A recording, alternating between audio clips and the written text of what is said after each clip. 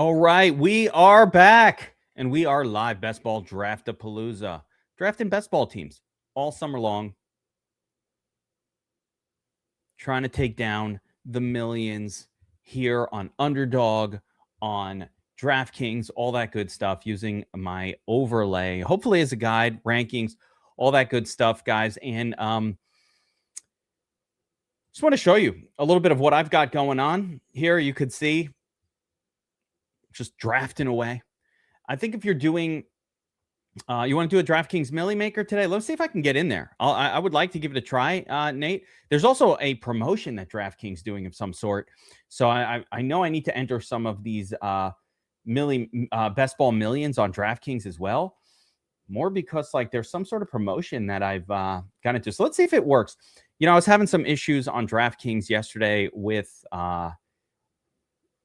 the geolocation. Like, what the fuck? But I restarted the computer. That's not a normal issue that I have. So yeah, let's jump on to a DraftKings, and we'll talk about the difference between DraftKings and Underdog a little bit, and how these two sites play differently. But also, admittedly, I have not done many DraftKings. There it is again. I don't even know what the hell's going on here with this. You know what? This time, though, I can enter it on my phone, but I need to get this figured out. What the fuck, dude? What the hell is going on here?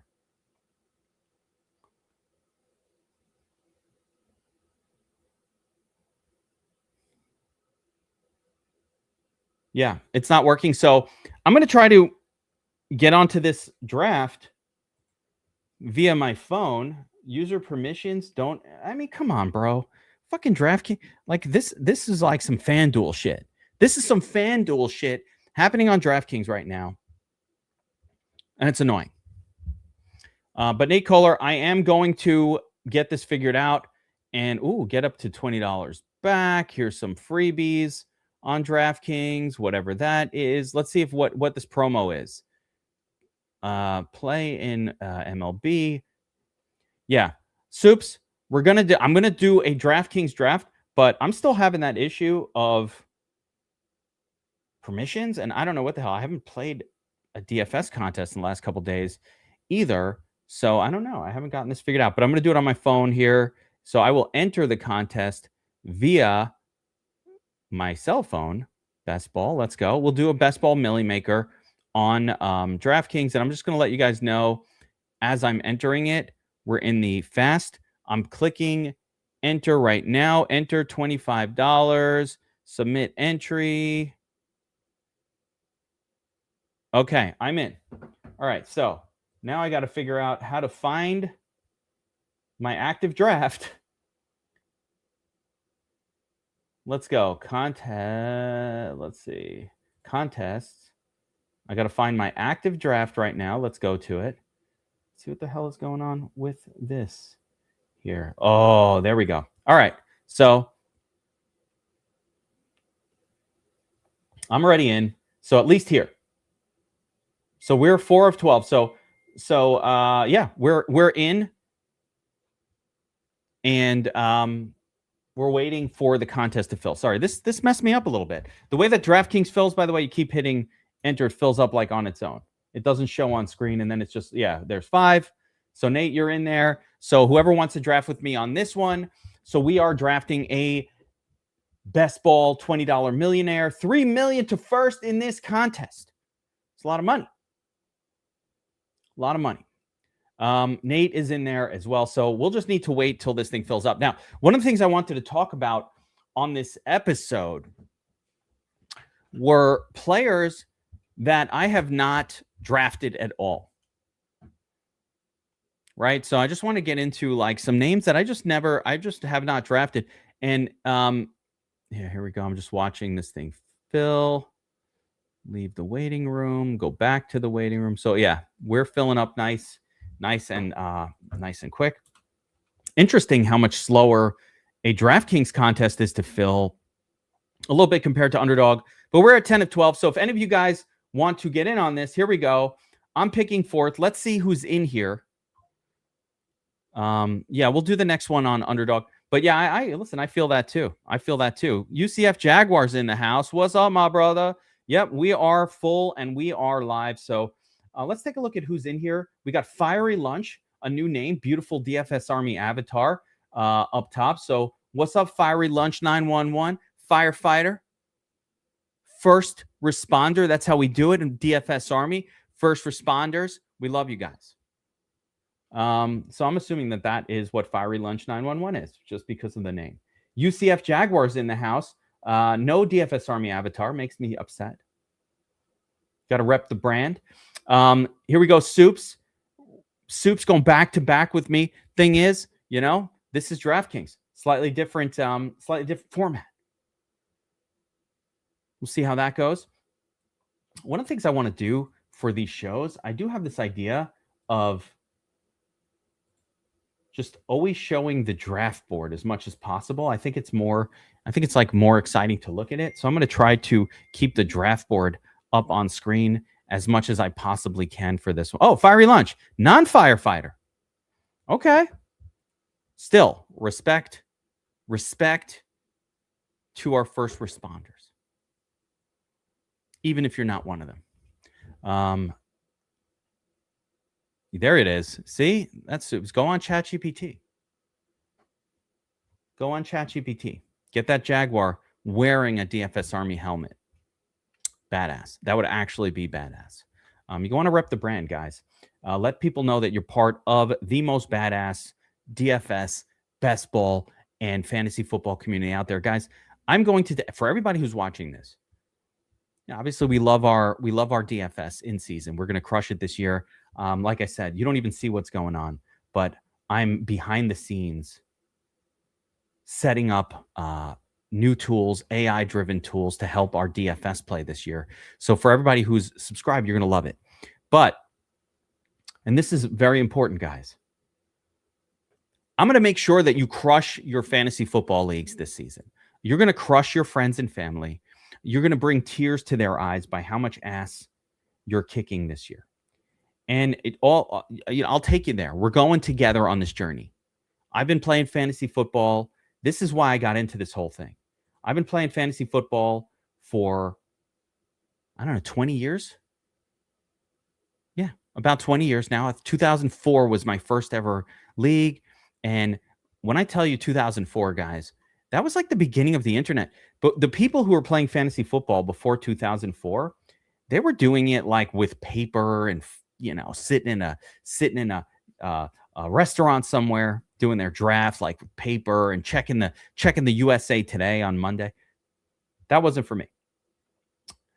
I've been doing this, and what I'm going to do and what I'm doing here with all the videos we're putting out, all the best ball content, is I'm giving you the path to crush your fantasy football league. Okay?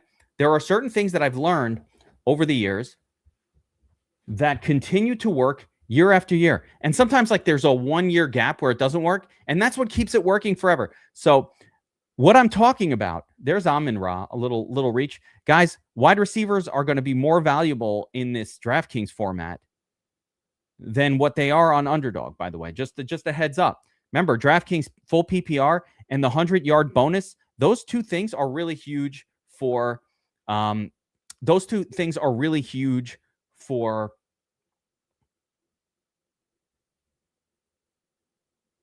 DraftKings specific and different to FanDuel. When you have the 100-yard bonus and the full PPR, wide receivers get elevated to the same level as what a running back can produce. So we want these super stud wide receivers early. We still want our running backs giving us the points.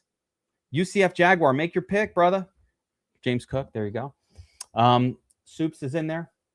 So anyway, I've been crushing fantasy football for years. There are certain things that I do every single year that have helped me be successful almost all the time, except for once in a while. And then you have the misses, right, where it doesn't work. Now, what I'm referring to primarily, strategy number 1 is the wait on quarterback strategy, guys. I made a video about this yesterday. Make sure to go check it out. But especially in your redraft league, but I think across the board, our data in best ball also suggests that taking quarterbacks early has not been a winning formula. And The reason why isn't because that quarterback doesn't do well. They do really, really well. It's fine, but it hasn't been a winning formula because you spend the draft capital on this slight upgrade at quarterback, but you can't make up for it without a miracle happening at running back. So what I mean is when you pay up at quarterback with a third, a second round pick, a fourth round pick, you're giving up effectively a sort of semi-studly starting running back or wide receiver. Now you're like, well, I'll make it up for it later. Maybe. But more often than not, you're not going to make up for it. So we're coming up on our pick here. Let me just get a quick look at what's going on the board. We got Derrick Henry still available. Chaz, bro. There's Chaz. Now, Henry's less good in this format.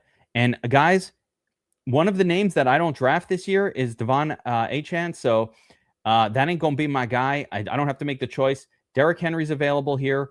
Or we could just double down at wide receiver and try to figure out the running back spot later.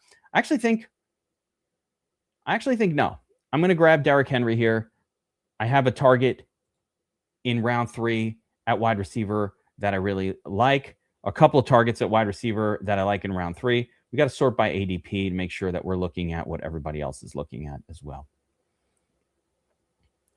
So my draft started out with Puka, super stud, of course. Love that start. And then Derrick Henry. There's Soups taking Rashee Rice, who I was hoping to fall to me in round 3. So good times. Always. But we'll see. There are other targets there. Who was the expert that was in the bottom 1%? Oh, yeah. Davis Maddock. I thought everybody knew this. I thought everybody knew it. It's Davis Maddock. Just like, I don't want to rip on the guy, though. The reason I wasn't really saying the name, it's a big thing on Twitter. But actually, I'm defending it a little bit. I feel like I'm being on the positive side of the guy. Like, all right, you kind of pursued a strategy that once worked. And, okay. Did it work this time? No. So, like, that expert, like, basically, all right, so we'll get into it if we're going to ask me the name. And this is not dissing on a person. I don't want to, like, pile in. But realistically, experts, you got guys out there. So again, the story with that was just that this concept. Oh yeah, fucker. This concept was just, so I thought everybody knew. But like the concept was, hey, we're going to do this 0 RB because it once worked. And I get it. It worked in 2022. So everyone's like, I'm going to copy that because this worked and it gave a little advantage to people and blah, blah, blah. And now it hasn't worked at all since 2022. So 23-20. Now you've rolled 3 full seasons of chasing a strategy that is very narrow. It's very narrow and generally unlikely to lead to wins. Now, it's not impossible, but as I was saying yesterday, when explaining this concept of 0 RB, it's much better on DraftKings, by the way. It's funny that these bros who are pushing that are doing it on Underdog, where it's much less effective. 0 RB is a perfectly reasonable DraftKings strategy because we can catch points from backup running backs that catch passes. Like, you can go 0 RB, get super studly. Well, actually, I kind of wish I had done that now just to demonstrate it. But like, you can get 0 RB, go super studly at it, and just have these amazing wide receivers. Yeah, see, like when you hear people just, I mean, experts, that's what it does make me crazy. So like, let's say you're this content creator and you kind of catch on to a trend, and then you just start pushing this trend on your watchers. What ended up happening was when I analyzed we have this analysis of all of the lineups that were made specifically for Underdog BBM, right? The biggest contest that Underdog does. And again, Underdog is not a format that will favor, heavy wide receivers. It's half PPR. It's all about touchdowns and running backs.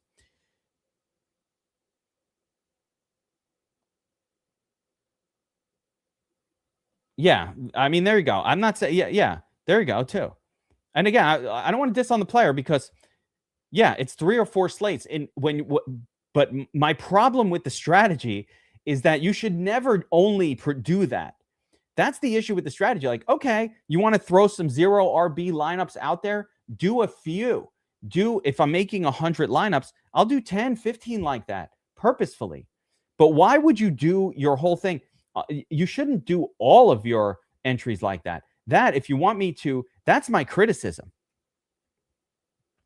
That's my criticism. Like, why? You shouldn't always just push this one approach. That one approach is super thin. It's won like a couple of times over the last 20 years, which is fine. By the way, that's fine. Like, if you only won once every 3 or 4 years, but you took first place, cool, was worth it, right? Here's the problem.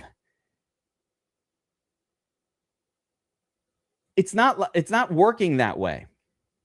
You're not doing it once. Like, make a few lineups that way. Hurricane Mike, I literally update my rankings every couple days. They are fully up to date. So if you're on the DFS Army website, they are as up to date as can be. And as part of the overlay, I'll show you. But I update them constantly, and I'm on top of it with new notes, new players rising up. All right, so we got a question from Dober Ruskalo. I know it's all different depending on the draft, but what round do you start taking RB if you go 0 RB? Do you wait till after tight end or quarterback typically? And I think I actually think you hit on something there. I think yes, but I think even in 0 RB, you're starting to go to the running backs. You're starting to go to the running back group. Carnell Tate, for me. You're starting to go to that running back group probably in round 5. You try to get that first one, 5 or 6. But when you go 0 RB, you're effectively, where's my advantage? Well, you're either taking a luxury tight end or you're taking a luxury quarterback. So yes, you would have a quarterback or a tight end generally most of the time. 0 RB could also be just hammering 4 wide receivers. Again, I don't think it's a good idea to hammer 4 wide receivers before you did anything else, because that 4th one's not going to be scoring for you. So while it's an interesting approach, it's going to limit you a little bit as well. So you have to be aware of what it is that you're doing, what it is that your goals are with your 0 RB. But yes, we'll show some good versions of a 0 RB. Fiery Lunch, this is a hero RB approach with McCaffrey and then going to Trevion. You see a lot of people kind of do that on DraftKings, and I think that might be the better way to go on DraftKings. But I actually think here on DraftKings with the PPR, you could also make up for a slow start at wide receiver by getting a lot of them. Just cover your running backs, get, names that aren't going to break on you, and then go crazy with a lot of wide receivers and tight ends to make up for that scoring. A 0 RB approach, let's see, would be something like, here we got a hero where you're taking Josh Allen or you're taking a Trey McBride. Here, Chuck Woolery, this is a solid start. Gibbs, 3 stud wide receivers, super stud tight end. Now, my guess is here that he will go back to running back, and that'll be a nice hero RB approach. I don't think you need to do 0. 0 is too much. 0 is too much. And again, yes, rankings are new. Rankings are new. So again, I just want to, complete the point here as we're running through this draft. I really wasn't like super concentrating on my draft here, but I've got Puka, I've got Tate. So at wide receiver, I've got a trio of running backs. We'll see if that was the right move or not. But some of these ADPs are going to get weird. Parker Washington at 61. That's a little too soon. We got UCF Jaguar grabbing your first quarterback here with Joe Burrow. Interesting that from what I'm seeing and kind of the difference between this draft and Underdog, I'm just kind of feeling the differences here. And let's see. Quarterback group. Quarterbacks do go a little bit earlier. A little bit. Right? Running backs, Price, Pollard, kind of the same. Wide receivers. Yeah. There you go. Look at Quentin Johnston at 73. That is wild. Man, look at the move on Quentin Johnston. Like, that is wild. Tight end group, 77, 92. Go a little sooner and a little bit different than how it looks on Underdog, but not super different. Literal soups. I feel like you're in every draft just to bust up whatever I'm trying to do. Oh, soups. Yeah, we're getting past kind of what I would consider to be the better group of wide receivers here. I mean, wow, right? I think I need another wide receiver. I'm going to go Johnston. You know, Quentin Johnston is that kind of guy that I like him in best ball. I definitely don't like him outside of best ball. Now I've got a full team drafted, by the way.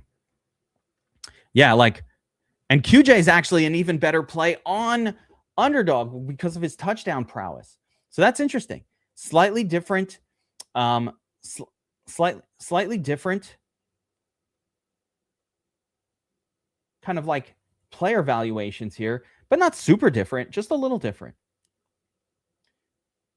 Waiting for that Scadaboo Jacobs Judkins range for your RB1 isn't terrible. Yeah, that's right. I think that's I'm telling you, here on DraftKings too, you're opened up to, I'll give you some names here late that if I'm going 0 RB, that are fine. We'll get into, let me get past my pick.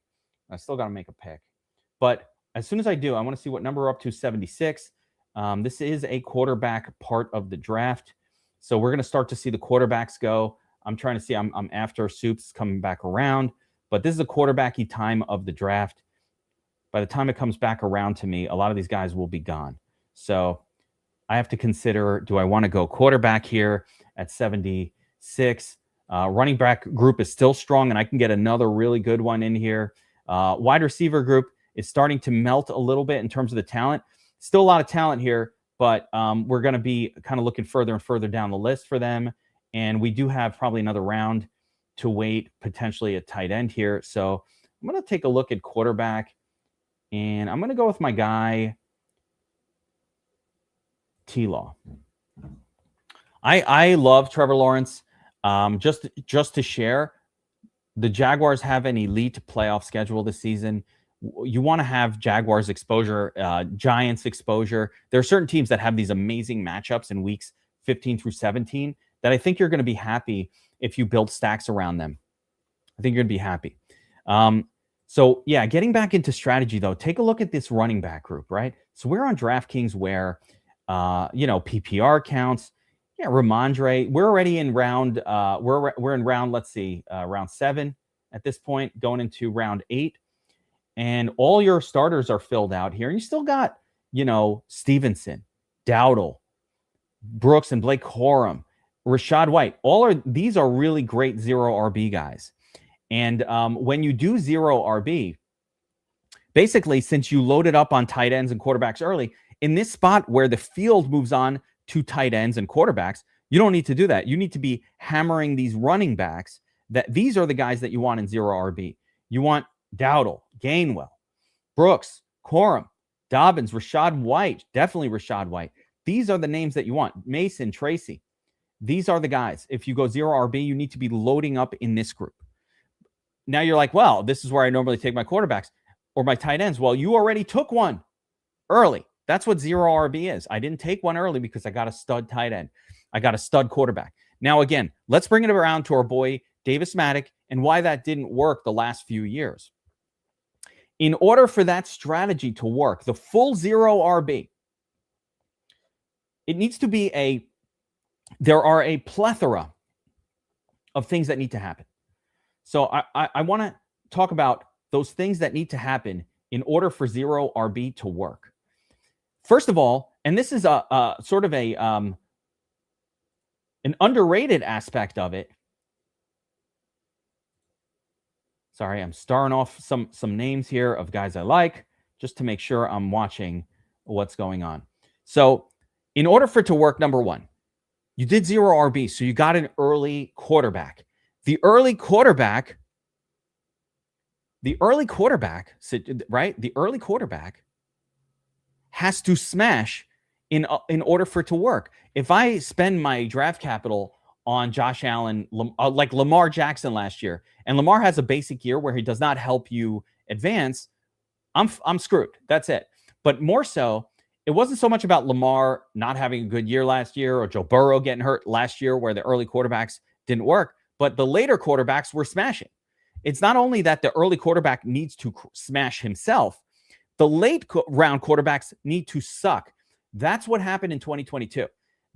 Everybody who wasn't a top 6 quarterback absolutely sucked. And no matter how many of them you took, you're in trouble, right? Everybody got hurt. It was a freaking disaster. So again, it was an unfortunate series of events, so to speak, right? That caused, it was a series of events that caused the 0 RB to work, including you needed to pay up at the quarterback position. So you avoided something, you got your pay up at the quarterback position, and it all worked out for you. But that is not how it always goes. Right? That's not how it went. That's not how it went the last few years. Look at the last few years. Late round quarterback picks have been crushing. Again, obviously, so I'm bringing it back to round 2. If you paid attention to my personal, to any of the content that I ever do, if you're paying attention to it, you know that I like to wait on quarterbacks. So in that 2022 season where 0 RB worked, I got decimated in fantasy football and redraft and everything. It was a tough year, right? That wasn't a good year. Hey, everything got fucked up. Okay. But we crushed it all the other years. All right. So, it was a weird year where quarterbacks were really required. All the backup type names were terrible. Injuries happened galore. And, the guy who got, and also, let's say Josh Allen or at some point Lamar Jackson in those particular years happened to also be crushing. So it was a massive series of events. There you go. Chuck Woolery, double tap the quarterback. But it was a massive series of events that happened. There's Soup's getting Gainwell. Soup's going a little 0 RB here. Going to need a quarterback pretty soon. We got Xavier Worthy. I'm starting to look at my list here. And let's see. Who else? We're going to start starring off some names. Let's sort by ADP. You went with Jonathan Brooks, huh? Okay. Interesting. I see that my boy Matty Stafford, Matty Stizzles, is gone. So I think we get stud QB number 2 here with Jackson Dart. Jake, my boy, right? We got Dart. We got Lawrence. We're all set at the quarterback position for this draft. Soup's rolling the dice at quarterback, bro, and tight end. I kind of like it. Dangerous. It's dangerous. Why are people so excited about Rachaad White? Money Mage, I have an answer for this question. So, first of all, can we agree that we covered 0 RB, why it generally doesn't work, why you should absolutely never have made that your entire strategy for an entire season of best ball drafting. Best ball drafting is for the whole year. I want to be checking these teams. Don't do one strategy. Switch it up, but use the players that you like. Build correlated lineups. Build combinations that work, and hope that by doing a lot of drafts, that eventually what you'll run into is a situation where one of your crazy mixes happen to work out. That's all it is, right? We don't know who's going to get hurt. We don't know a lot of these things. We don't know which player of who we're drafting is going to be that guy that you needed in week 15 to advance to week 16. Who is the Trevor Lawrence that puts up a 44 and we're not going to know. Those guys will advance. So you got to build a diversified group of lineups that are able to advance. Now look at what happens here. Again, I was talking about this on my stream on Wednesday. The run on quarterback, take a look at what goes on between pick 70 and about pick 110 or 120. All the quarterbacks go. This is where they go. You could pick any one. By the way, they go in different orders. Sometimes Purdy goes way ahead. Sometimes Mahomes goes way ahead. Sometimes Herbert goes after. The order of the quarterbacks is almost irrelevant. They always go. There goes Rachaad White. See? That's a 0 RB guy. We'll go through some of these. Soups took a really interesting approach here, loading up on those, let's see, 132. I want to get him in there as well. But I think I want a wide receiver. Let's see. I have my tight end covered. Hunter is 150. I can get Myers, who I don't love, but suits my quarterback selection nicely. Davis, JH, do I worry about starters sitting in the playoffs? Absolutely not. That is not even a worry. I understand the question, but it's not a concern, and I'm going to tell you why. The fantasy playoffs go from week 15, 16, 17, right? It's not week 18. It's not the final week of the season. It is exceedingly rare that an NFL team will rest a player in week 17. The occurrence is minimal to zero. Now, there is a chance that like you got players from a team and they're not all that motivated to play. But I don't even, so what? So no, I do not worry about it. I don't think you should worry about it. I don't think you should worry yourself about it at all, because it's nothing you can really do anything about. So at some point, you can't really do anything about it anyway. So who cares? That's for me, that would be my take on it. Baker Mayfield goes to Mr. Soup. We are at pick 124. So I'm in the spot where I take Isaiah Likely to pair him up with Jackson Dart.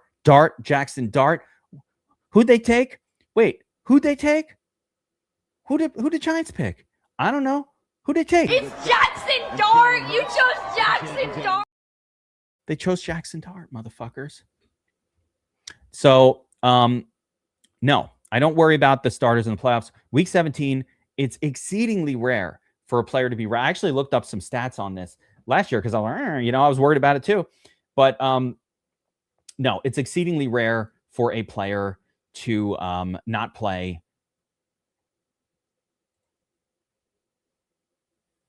Yeah, it's exceedingly rare for a player to not play in the playoffs.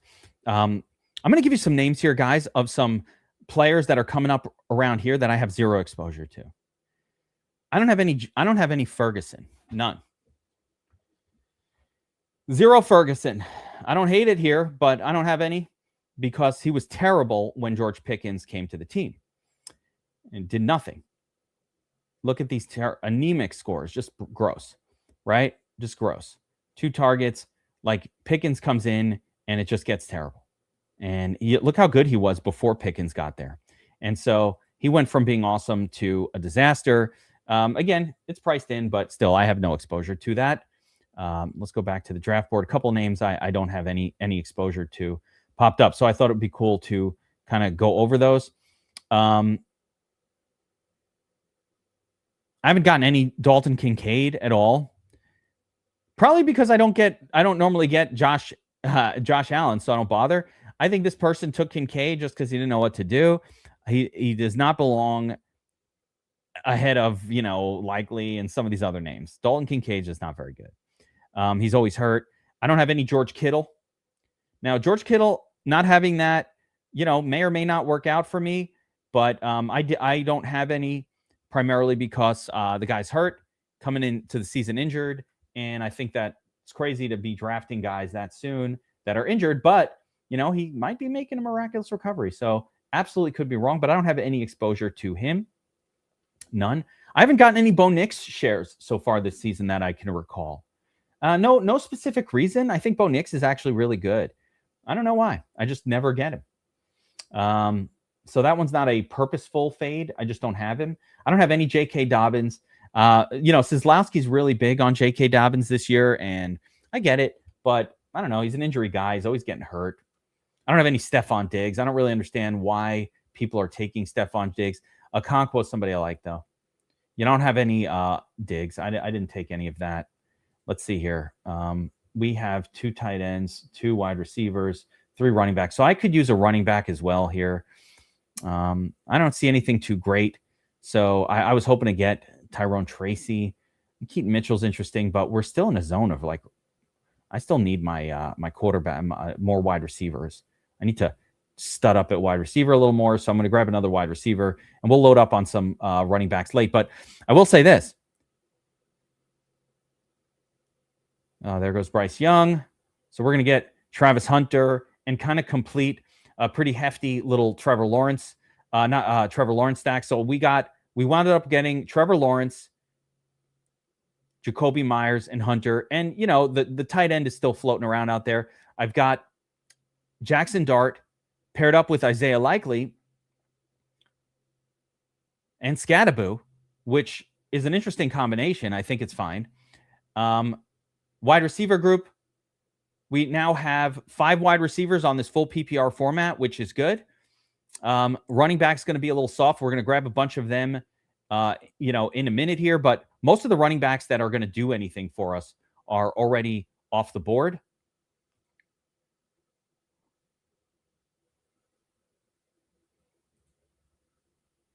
I'm going to star off Brenton Strange for the next round. But for now, we're going to grab a running back. I can get Brian Robinson Jr., but I'm going to go Dylan Sampson here. Actually, Charbonnet for late season? Dangerous? YOLO. I don't know. That's my first share of Charbonnet, so you guys just experienced it. Little late season Charbs.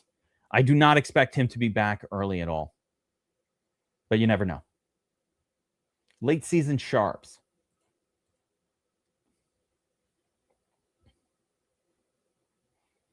Preference at running back. This is a massive drop-off compared to, these guys. So again, if you wait beyond rounds, you know what I was talking about before, where the quarterbacks tend to go in that 80 to 110 range. That secondary group of running backs seem to also go in that exact range. So that's where if I zero RB and I have my tight end, and also tight ends are good in that zone. So like if I took my tight end and my quarterback early, that's the spot, rounds 9, 10, 11, where you want to hammer those running backs. So I want to see how the drafts went, if anybody actually hammered those guys. But that's where you have to do it. You got to be, like right here. Look at the board. This is where the quarterback run happens. The massive quarterback run happens here, and between, looks like, about pick 95 and 115, right? So there's a man, and even going on to about 125, 130. So this is the zone of quarterbacks. But the running back group is also really good here. So if you had taken your quarterback earlier, this is where we can load up on, the Blake Corums, the Rashad Whites, the Masons, and the Tracy, all these kind of, Rodriguez and Kenny Gainwell. Dowdle, love Dowdle here at 92. Dowdle's going to smash this year. So a lot of good running backs if I went 0 RB. But you can't, if you do that approach, you can't just ignore it. Like, then it's fine. Let's see if anybody else did that. But you have to almost give up some quarterback value to make sure you hammer these running backs in these rounds. Because now, as we look at where the board is right now, we're down to pretty much no quarterbacks that are particularly relevant.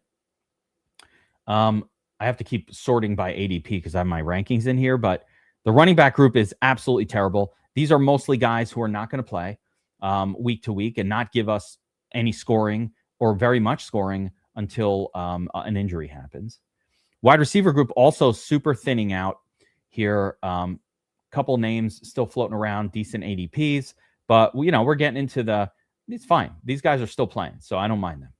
And then tight end, I guess Brenton Strange went. I was waiting to see if we got him. Let's see who took him, but I'm coming up on my pick in a minute here, so I want to actually pay attention. So we got 2 tight ends, 5 wide receivers, 2 quarterbacks, 4 running backs. And again, this is DraftKings. So wide receiver firepower, can't go wrong. Never a bad thing. So we're going to sort by ADP. We're going to take a look at who's available at running back right now. Nothing good. Like nothing good at all. Quarterback group, not great. Still can wait a little bit. Wow. I'm surprised Jacoby Brissett is not available still. Yeah, I think maybe we got to take our last quarterback here. You know, Deshaun Watson's probably going to play quarterback too this season. Let's see here. Wide receiver group. Naylor. You have a little more time here on this format. Kenyon Saduk is kind of an interesting player.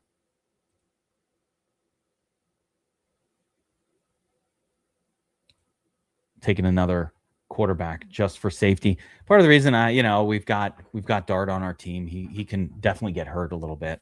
So I'm going to take a quarterback there. Let's go back to the draft board here, see where we're at. So we're come back around. Some of these running backs go. Again, running backs at this point, I think Sampson will probably get some playing time and has a good chance actually to elevate above the starter. But yeah, my team's weakness, I don't really think. No, I think we're pretty full. Yeah, I think we're pretty full here. So kind of seeing, some of the differences again with DraftKings also, you get 20 rounds. There's 2 extra rounds here. So a lot of those players that like on Underdog, we're like making that last round decision on, we got to make more decisions here on DraftKings compared to that. Chattanooga Chief, in order to even enter, I had to freaking enter this thing on my phone. I'm still having that geolocation issue with DraftKings. I don't know, I got to get that worked out.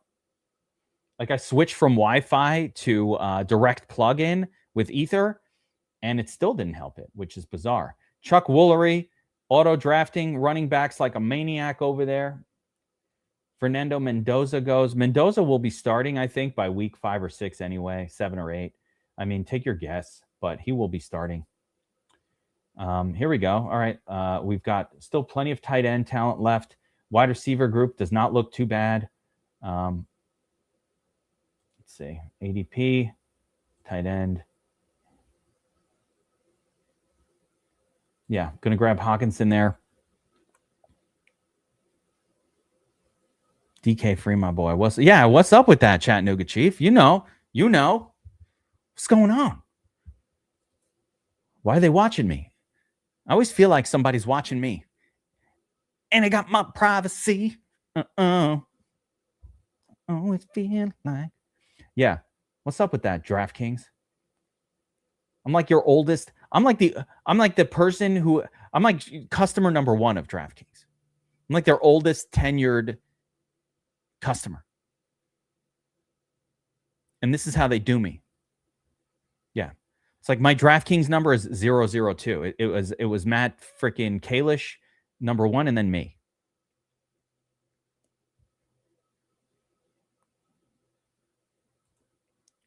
We do another one after this, Hurricane Mike. You guys want to jump in on one? I'll do another one here. It's funny because I got my overlay loaded up, but we have not done much. We have not given much love to DraftKings. Yeah. I almost invented DraftKings. Oh, DK. Let's see here. Gunnar Helm. So we get a little run on tight end going here in round 15. Still a bunch of good ones, but yeah, Schultz. So all the good ones are kind of about to disappear at the tight end position. Yes, they did. And so now you're basically left with mostly kind of scrap looking tight ends. Nothing great.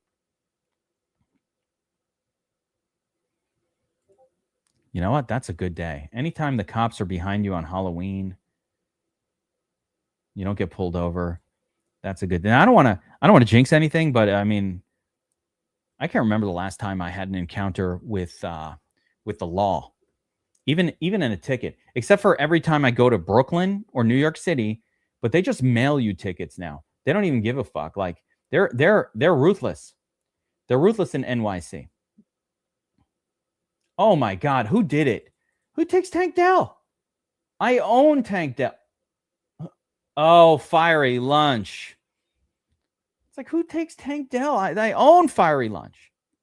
I mean, I own Tank Dell. That's my personal play for, last year, same shit was happening. Like my Wandale Robinson play from 2025, which caused everybody to win all their leagues. You're welcome very much, everybody here. Yeah, you too? Bro. Dude, what the fuck is happening? Do these people not want our money? Is that the problem? They don't want our money? You don't want my money? Go by ADP. We're going Zachariah Branch. Atlanta, WR2. Who dat? Pair him up with Kylie Pitter. Zach Branch.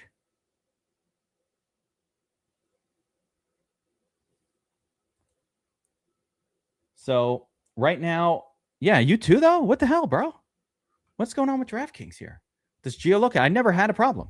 Like, that's some FanDuel shit. That's the stuff that caused me to play less on FanDuel. All those geolocating problems. Like, where do you think I am, bro? Same place I always am. All right. This round, a couple of my kind of sleeper guys came off the board, and a couple of like much worse picks. So these are bad picks. Tyreek Hill, Debo Samuel, I mean, I don't know if they're bad picks. I don't take these guys. I think the worst pick here is Jeremy Bernard. At some point, you know, he's a rookie that had some hype, but who is this? Yeah, all right, I don't know that person, so that's better. But Jeremy Bernard is behind Pittman and DK Metcalf on a team that doesn't throw the football. That is a bad scene, right? That's a bad scene. Tank Dell, I love. Debo's not on a team. I don't know he's going to be on a team. There goes Tua, Calvin Ridley, and Tyreek Hill. I mean, Chuck Woolery's just fucking reaching for garbage at this point. What are you doing, bro? So I'm on the clock. Again, sort by ADP. Go through it. I got Malachi Fields. Interesting. Darnell Mooney. Malachi Fields does pair up nicely with my Jackson Dart. I wouldn't mind grabbing a running back. Oh, yeah, let's go Braylon Allen here for the Jets. So I think those other guys will be there in another round. Yeah, Michael Wilson, not 190, but at 90 plus, I think is great. That's a great buy on Michael Wilson. Michael Wilson's going to have a good year. I don't get it. Parker Washington went 61, and then Michael Wilson, who was like Parker Washington but better last year, goes further. So, you know, do with that what you will. I think Michael Wilson, you can take him over Parker Washington. That's a great call, Money Mage, 940. It's a great call. Keyshawn Butte has not reported to camp yet. So, like, people don't know what the fuck to do.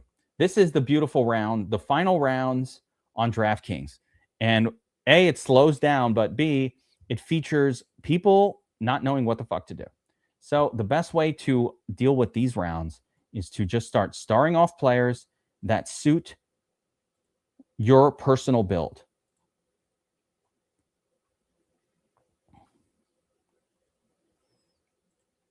So I'm just looking through names that suit me. I've got, you know, I know my quarterback is Trevor Lawrence, and I've got Jackson Dart. So I'm looking at names that suit that sort of a build. I'm looking for anybody who is a sort of a late round flyer type player that I want to take shots on. I even think Christian Kirk is an interesting play this year, who can give me points when I need them most, right? So I'm just starring off these kind of names. LaQuinta Allen, why not, right? He's got some buzz as well. Let's keep going. Kamani Vidal, sure, why not? Whoa, phone. Nate, all right, can't answer. Just going through it, starring off players, get them in your queue, because this is the part of the draft where you're not going to find them. I like a fourth tight end. Like, I don't have a problem with four tight ends. Is there anybody left here that's even mildly viable? You know, maybe Evan Ingram,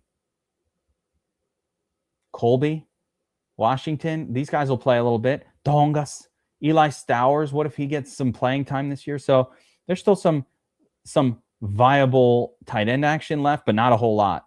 I mean, these guys are really scraping barrel scrapers at that point.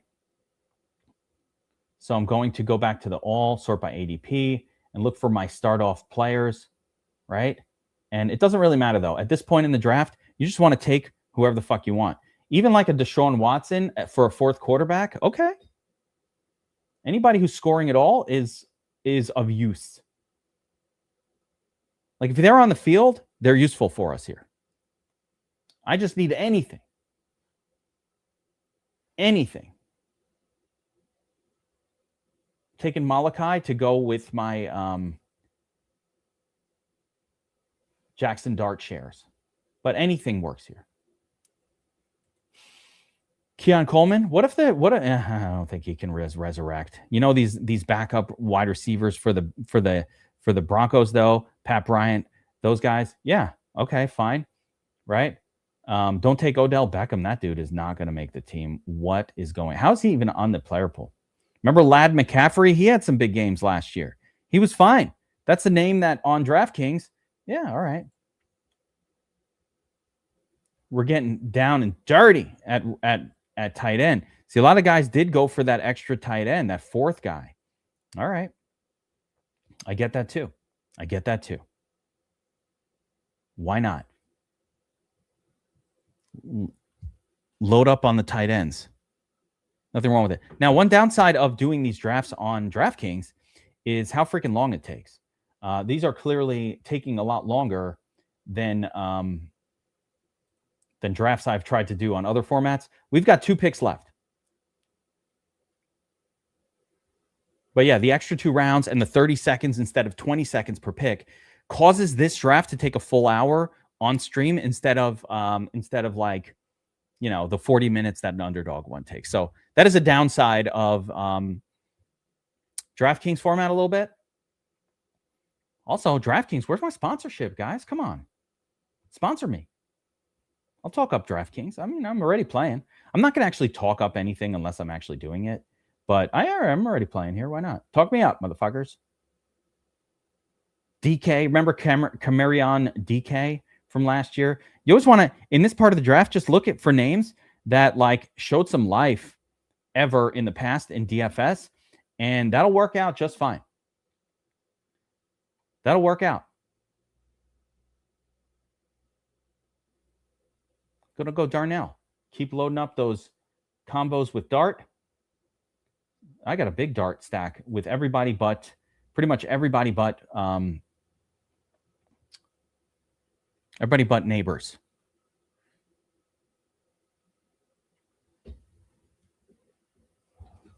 Big one going. Got a nice group watching live. Thank you guys for hanging out. Browser, I'm using Chrome. So thank you guys for hanging out. Love the crew, the Draftapalooza crew. We're going to crush our redraft leagues this year. We're going to smash our friends and family. We're going to talk shit in the message board like, suck it. You know, put down a win. I feel like you can will yourself to wins in fantasy football leagues. The draft is only half of it, guys. You know, you got to be aggressive in season with the waiver wire as well. I've never really won a season that I can remember without smashing at least one really good waiver wire play. I'm curious from you guys who are watching, what is your waiver wire strategy in redraft? So picture this. You don't even have the player, but stud RB goes down and he's down for the count for the year. And the backup, all right, I'll give you the Tootin Rodriguez. Let's go with this one. This isn't as realistic because Rodriguez will probably be on a team, but maybe not. So somebody's got Basil Tootin in your league. Tootin goes down, injury, going to be out at least 4 weeks, maybe the whole season. Don't know yet. And that is the classic. That's the classic scenario that we run into. It's like the classic scenario that you run into in redraft. So what is your strategy? You want it now there's a running back in Chris Rodriguez who has a little cachet behind him already. Like, this guy's pretty good. Like, you have to treat it differently, but in that situation, and you're in a FOB league, how much FOB are you putting up to get that player? Like, because I'll tell you what I do. What I do in redraft is, if it's a difference-making player, like last year, I'll give you the perfect idea, and it blew up in my face. I still won a lot of my leagues, but this I did that move and it blew up in my face. So I'll tell you from last year.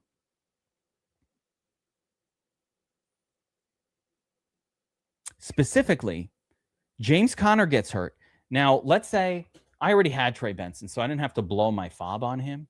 But I did blow my fob on like Amari DeMarcado at one point, or one of those kind of names.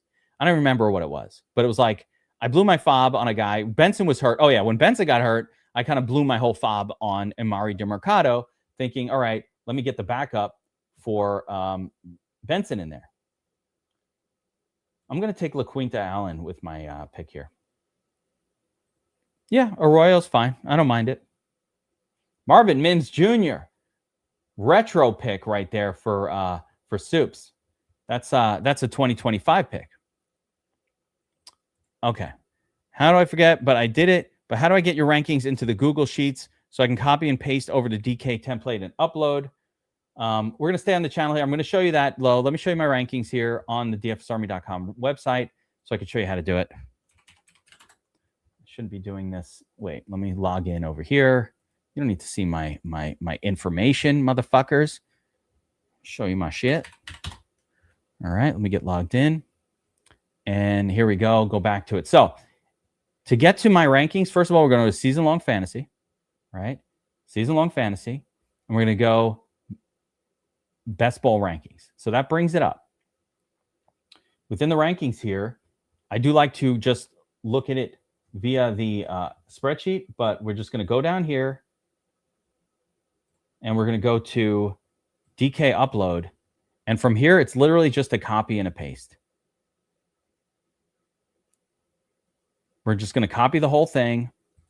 And then you're going to go to DraftKings and, pull up the download sheet. And then you're just going to paste it in there and upload it right back in. You can actually, you have to copy and paste it here. You can't just like copy the sheet, right? You can't just upload the sheet because it's part of a bigger thing, but you can copy and paste. Oh, I got some underdog picks to make, but let's go back to this draft real quick and just a quick recap of these drafts. I'm not going to do too much of the recap. It takes a lot of time, but 3 quarterbacks, 6 running backs, 8 wide receivers, 3 tight ends. Obviously, DraftKings has more positions available, and I think it's a good idea to apply some of that extra firepower to that wide receiver group. We started with Puka. We got a trio of solid, really more, I'd call these not PPR running backs, but more like main format running backs. I was hoping like a Chase Brown would fall to me. I was hoping, but couldn't get that lucky. Chaz bro. I would have taken Chase Brown pretty much ahead of even Saquon Barkley. So that's where I think he's valued. Whatever.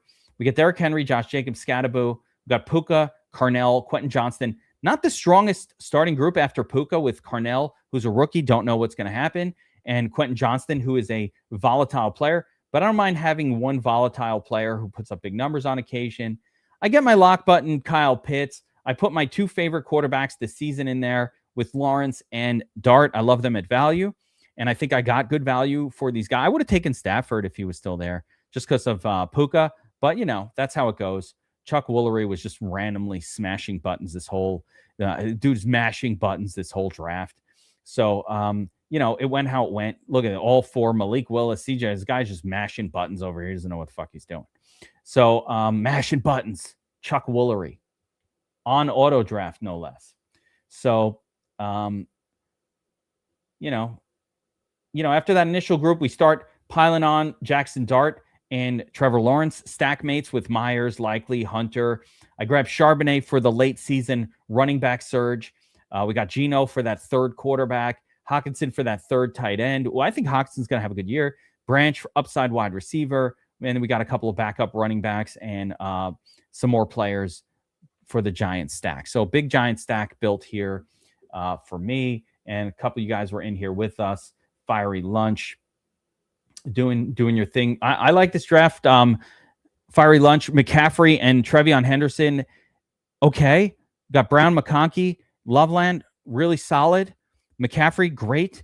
Trevion Henderson, okay, but we need more running back talent on there. Got Drake May, really good quarterback. Maybe too soon. Maybe around too soon, but he actually does pair acceptably with Trevion Henderson, and you got Dubs in there too, so you kind of complete the cycle here. Maybe there's some Hunter Henry action going on later on. There he is in this draft. So nice little stack built around Dreezy, Drake May, Michael Wilson, good value there. 79. I like to see him fall a little bit more. Josh Downs, I love this year at this spot in PPR. So good overall draft. Blake Corum, basically as good as a starting running back. The only issue here, I think, Fiery Lunch is, you're going to need the running back power is not that great, but I think it's okay. I would have probably in these later rounds, I would have probably looked to keep beefing up the running back spot. So with this sort of this start is a little bit of zero or hero RB, I would call it.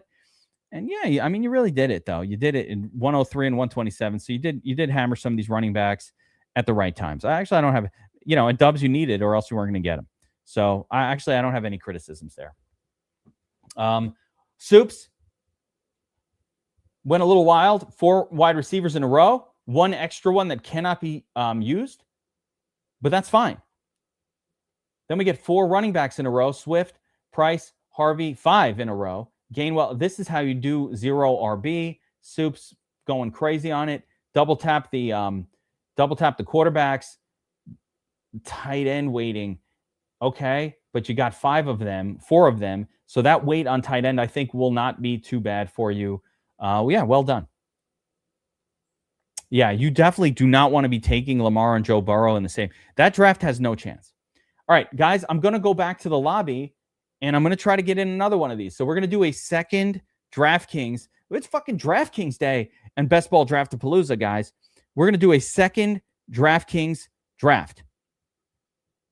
Now, I'm going to have it open on my phone just in case this doesn't work on my computer again, which it probably won't. But let me try it here. Let me try it one more time after I just drafted one. Come on, DraftKings. Don't do this to me, bro.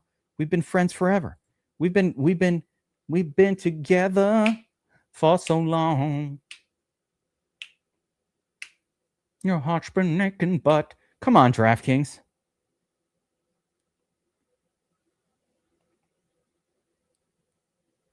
Never gonna give you up. Never gonna let you down. Never gonna come around and desert you. Why are you letting me down, DraftKings? You're making me cry. Making me say goodbye. Motherfucker. Yeah, I don't know what's going on, but bam, I did it on the phone. Let's go. Get in there. You're in. All right, guys. I am in. So I'm going into the lobby. If you want to join this draft with us, get in there now. Let's see. Maybe you'll be in the same room. Get in there. Can't even enter contests on DraftKings anymore. Got to use the phone. Never going to let you down. Never going to turn around. Whoa, where is everybody? All right, we are filled up. And none of you got in there. Or at least I don't think so. So I don't know what's going on. Draft-a-Palooza is happening. Things are going crazy. And I'm on pick number 2. I'm in pick number 2, guys. We are in there. Told you. Never going to give you up. It's funny because the last one took a while to fill up. Yeah, you know what? They probably get drafted a little higher, Vishace. I think the downside of this situation, though, is how do you just said it, Corums and Williams. Williams and Blake Corum, both of them. How do you take Kyron Williams in round 3, knowing that Blake Corum is splitting touches with him, or at least he did split touches with him, almost 50-50, probably 60-40, but like a super close split to where neither one guy is really going to stand out. Oh, early morning UFC? Okay, let me know. I have not had a lot of time to focus UFC outside of like that pay-per-view. And there's a pay-per-view coming up with not pay-per-view anymore, but like a main card with Conor McGregor coming up. And that looks amazing. So none of you guys made this draft. I will take the responsibility that maybe the way I just started my version didn't work out. But let's see what goes on here. So as you can see, Jahmyr Gibbs is now the clear-cut ADP of 1.0. You see the ADPs on DraftKings don't really change as much in the early. Like, it's very, very clear how things are going to go in round one. The round one thing on DraftKings is like very set in stone. Now, interestingly or not, I'm in the exact same draft spot as the last draft we just did. I'm now picking from the 2-hole. So in the last one, I think what I can't remember anymore. Like, what the hell did I do? I don't want to repeat what I did in the last one. I want to make it different. Another little thing about best ball strategy, guys. Pay attention to this. This is important. When you're drafting your teams here, it's important to understand that this is a massive GPP tournament. It's a massive GPP. Yeah, I think I was Hurricane Mike. I'm sorry about it. I think I was like the last guy in because I hit it and it was like, boom, live. It was almost like I took the 12 spot, which is luck of the draw sometimes when trying to do these.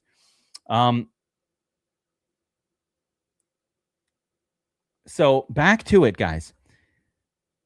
Round one strategy is very, very important. Round 1, 2, 3. You look at the strategy. We need to talk about UFC after, so let's save that. I want to know about it. Off salaries, I love that shit. But you have to think about, okay, if I got Bijan, and so I'm picking 1-2, 2-11, 3-2. Am I doing the exact same thing as like what percentage of other people with 1-2 are doing the exact same thing? So you want to kind of try to differentiate. Like if a name drops that normally isn't available there, you kind of just want to hit it just because it gives you a little bit of a unique combination. So unique combinations on those first 3 or 4 picks. Yeah. Oh, it's actually, I didn't put that sheet out, Heisenberg. If you want it though, I'll share it. I'll share it in my Discord channel. But I do have that wonderful, I don't have it housed on the website. I know what you mean though. The playoff. Yeah, I'll show you. Yeah, this is just on my computer now, but like this is a really important, you get the matchups, home versus away, and you see the playoff strength of schedule. And these are the rankings. Wait, let me jump by. I'm on draft. But like these are there we go. Chase Brown again though, Brock Bowers. So this is kind of going the way the last one went. Maybe Derrick Henry will be available for me again. But on this one, I kind of want to do something different. So we won't take Derrick Henry. We'll switch it up. So let's see who's there. But like I said, you don't want to do, I don't want to do the same exact draft 2 times in a row. But yeah, playoff strength of schedule. This is really important for these best ball drafts, guys. These are those teams. There are teams to avoid. It's almost like teams to avoid is almost more important than teams to target. The teams to avoid are really important. Eagles, no. Seahawks, no. Dolphins, no. 49ers, don't take 49ers player in best ball. You will not win. You will not win. I'm going to get so much hate for that. People love the 49ers. People love the 49ers. People love Brock Purdy. They want to take those guys.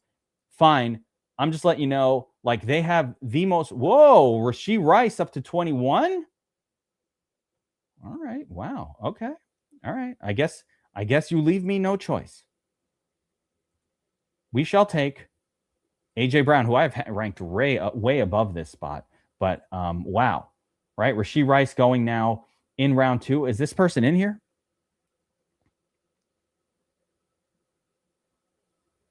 So Heisenberg, DM me in the chat if you need to in the Discord, and I will. I'll just share this strength of schedule sheet with you. But yeah, I've done a video on it. I keep bringing it up because I think it's super cool, and it's nothing that anybody else is looking at. These are tough schedules. Some of these guys. Oh, I'm back on the clock. All right. So AJ Brown. Let me go ADP. I mean, this is like the George Pickens spot. I'm getting a bargain on him. How do you turn it down? Right? How do you turn it down?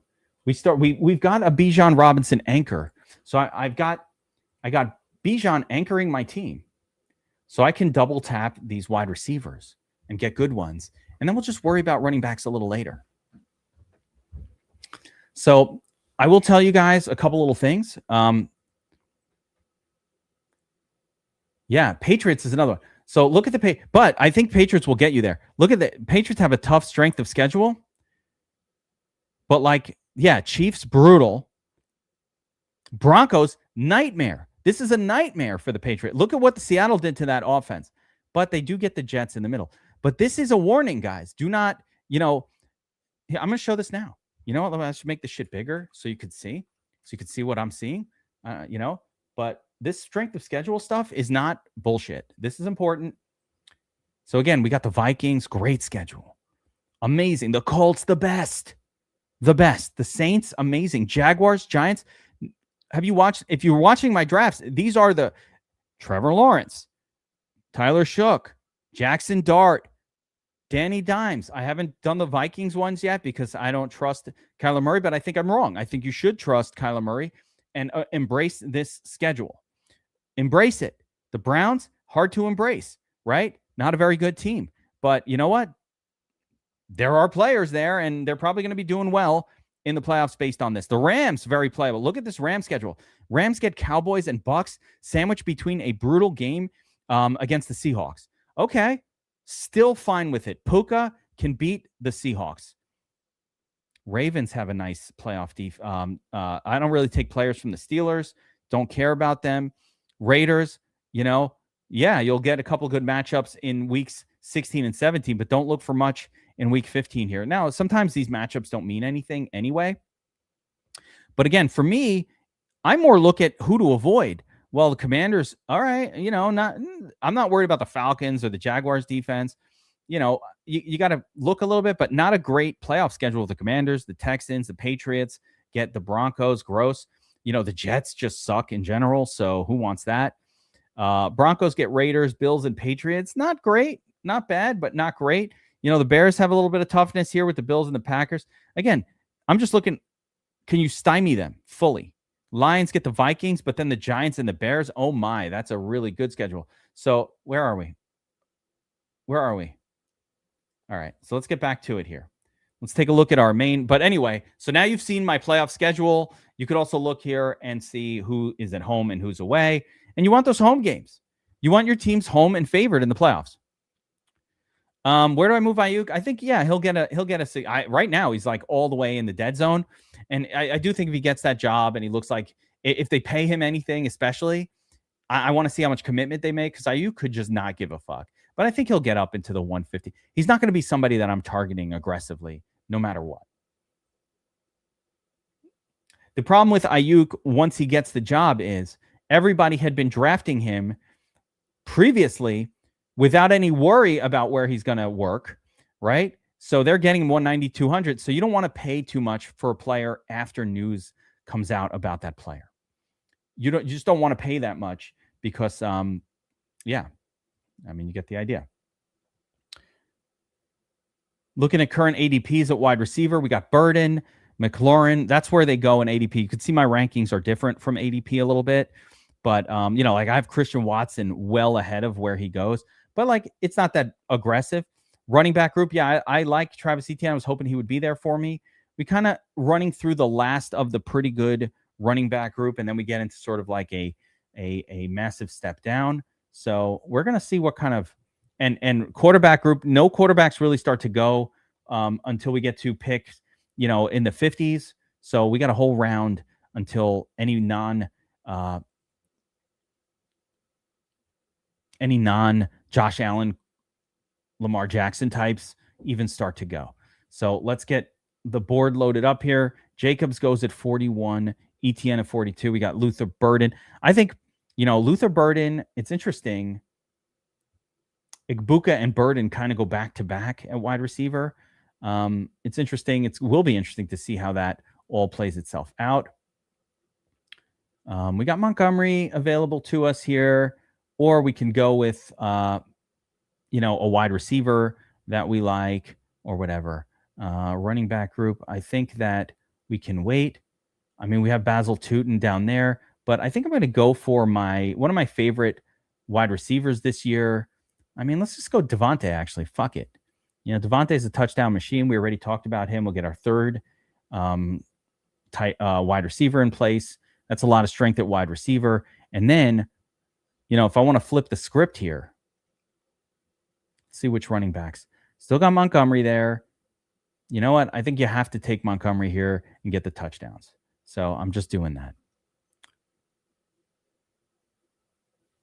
Yeah. So like, let's put it this way. Talking about the Ayuk situation, and yeah, I think I have an accidental draft or two of him as well.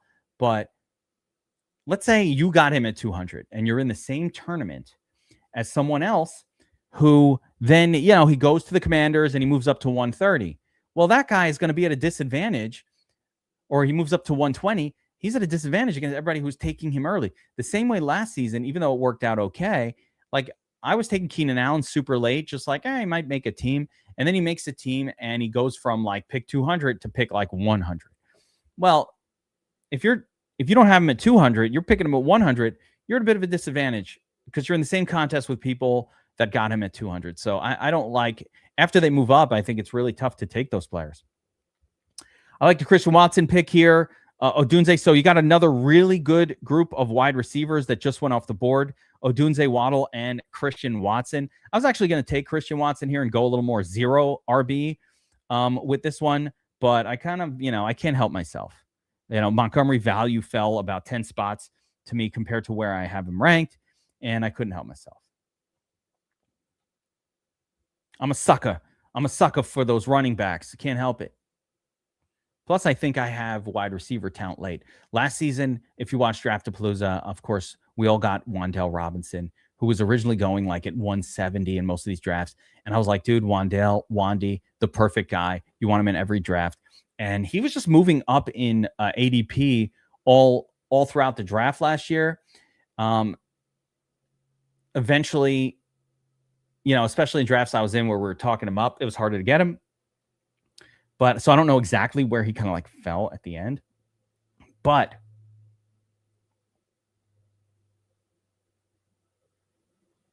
if you can ever get a player, Parker Washington, bro, what the fuck, dude? What is going on here on DraftKings? Parker Washington, that is too soon for him. In the 60s, ahead of... Yeah, I don't know. Tyreek might be the worst pick. I actually don't think it could be worse than Tyreek. Tyreek, I don't think is going to be back or healthy or playing this year. I do not get it. Don't take Tyreek Hill. There we go. An early grab of Caleb for K Hunt, who's just trying to get that Burden, Odunze, Williams combination going. This is an unusual combo to pull off. So, more power to you, buddy. K Hunt, Kareem Hunt lover. Only one running back and a very bad one on that team. So a mildly bad one. So let's see how that works out. But a lot of stud everywhere else. So again, here we're kind of running out of players that are going to make a big difference. Big difference makers.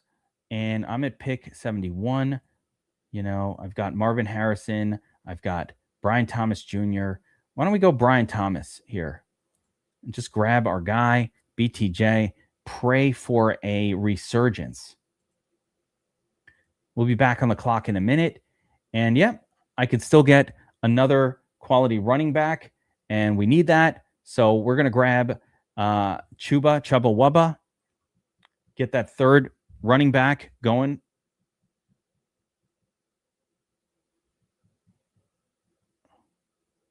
Guys, don't forget, if you're watching and enjoying this video at all, and if you want to dominate your leagues this year, I'm going to cause that. I will force you to crush your redraft leagues. I'm going to force you to do well in best ball. Best ball is so fun. You could just we're just drafting this all summer long.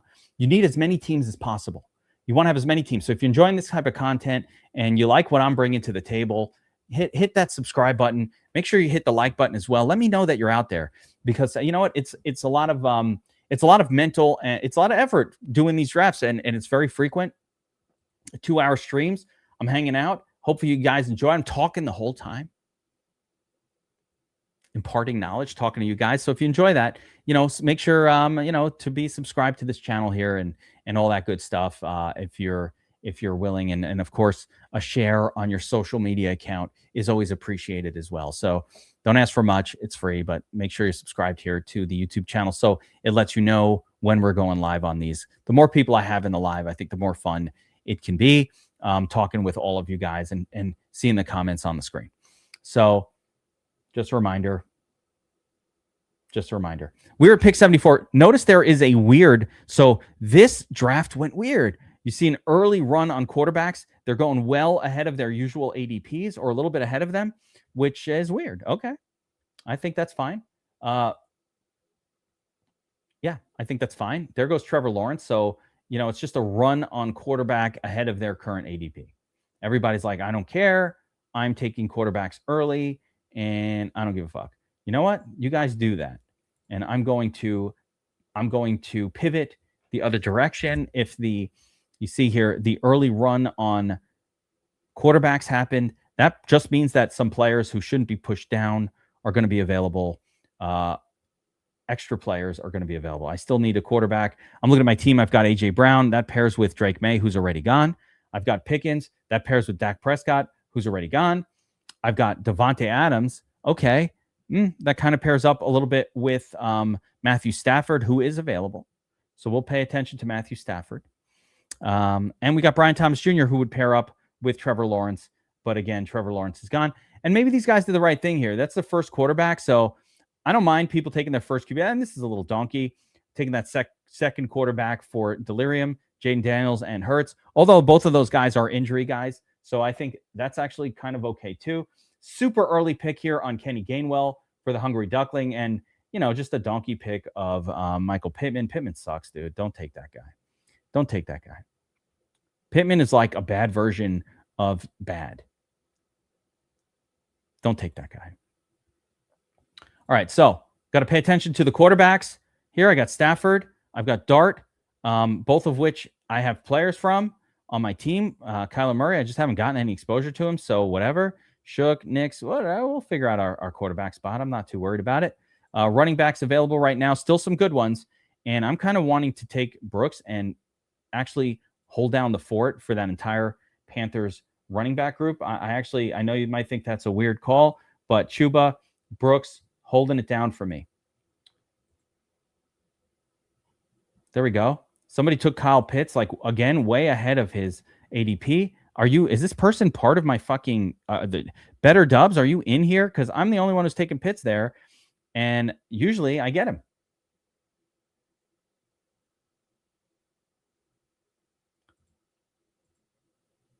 So the ADP for Dart goes well after Matthew Stafford. I'm going to take Stafford because I have a ton of Dart exposure already, and I don't have any players on the Giants on this roster.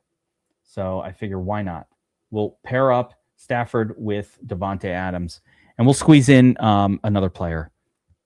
Yeah. What's up, Terry Saver? Appreciate you hanging out. Terry Sarber, 2nd and 6, 26.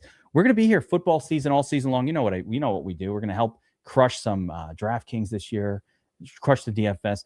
You're not going to. We're gonna laugh at the bros, at the fucking, at the. I call them repeat each other bros. Basically, every other video I ever watch, where you just hear the same crap, the same crappy player takes. You'll hear it here. Nowhere else on no other show, I promise you, especially Tournament Tactics, but no other DFS show is going to take the highest, chalk guy every week and go, this is a donkey play for donkeys. Don't fucking do it. How many times did we avoid Terry? This is my last one, man. This is my second draft of the day. These go for a full hour, these DraftKings drafts. So, but what I do want to do for next week, so encourage everybody to figure this out. I want to make an evening draft day also. I want to start doing like one of the Draftapaloozas after work, maybe even after dinner, so that everybody can hang out, like a new group, so that a new group can hang. So that will come up later in the week. But like I said, Terry, all you got to do, be subscribed. You got to have the notification bell. I've been going on at noon on Wednesdays and Fridays, but I know noon's a weird time. People at work, normal people go to work, like, I don't know, fucking workers go to work. What's that? What's that like? I haven't left the house in like 3 months. I don't know what work is like. But yeah, normies go to work and have stuff going on. So yeah, we'll do these in the evening. I'm going to try to get one in there. Little gummies and drafting. Whiskey and drafting. We should have a whiskey night. You guys want to do a whiskey night? Can you do a virtual whiskey night? where I just bust out my fucking glorious bourbons and just like drink it. And then you guys have one too, but not mine, your own. No, it's not the same. See, that's where you need local friends. That's where you need like people that you know that live around you. And it's like, boys, I got some good whiskey. Come on by. We're going to have some. We're going to smoke a cigar. Can't do that virtual. Yeah, there it is. Can't even get the Blantons. That's what's up, Terry Sarber. You in New York? You want to come by? I got a little Glenfiddich. I got some interesting Japanese whiskey. I had a birthday and everybody brought these amazing bottles. I got some Brooklyn, some Brooklyn bourbon. I don't know. It's supposedly from the oldest distillery in Brooklyn. Who knew that they're distilling in Brooklyn? And how the fuck do they call Brooklyn distilled anything bourbon? Those questions and more would be answered at Whiskey Night. The backyard. Get the bug zapper going. Make sure the squeeters are under control. I don't play games.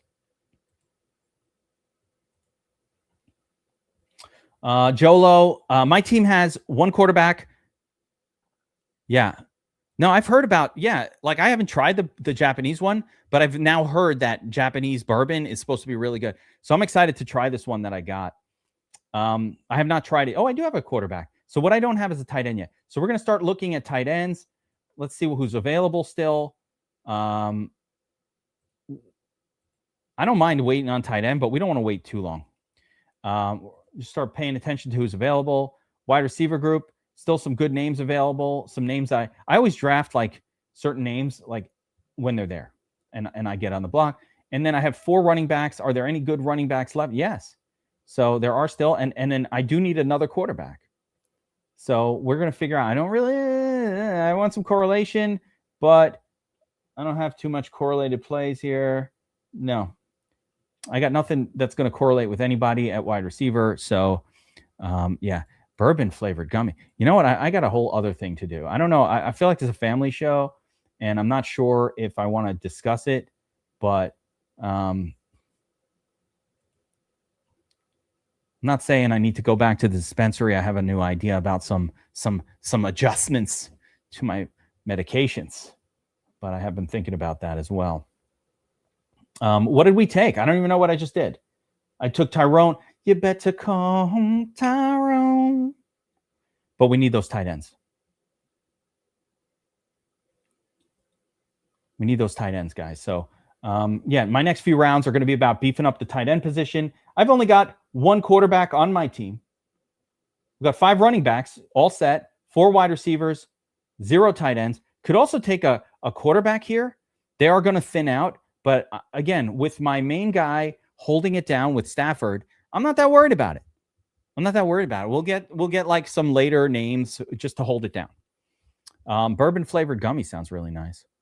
All right. So at my birthday, a friend of mine came over and for the group that was hanging out, made a drink called a paper plane.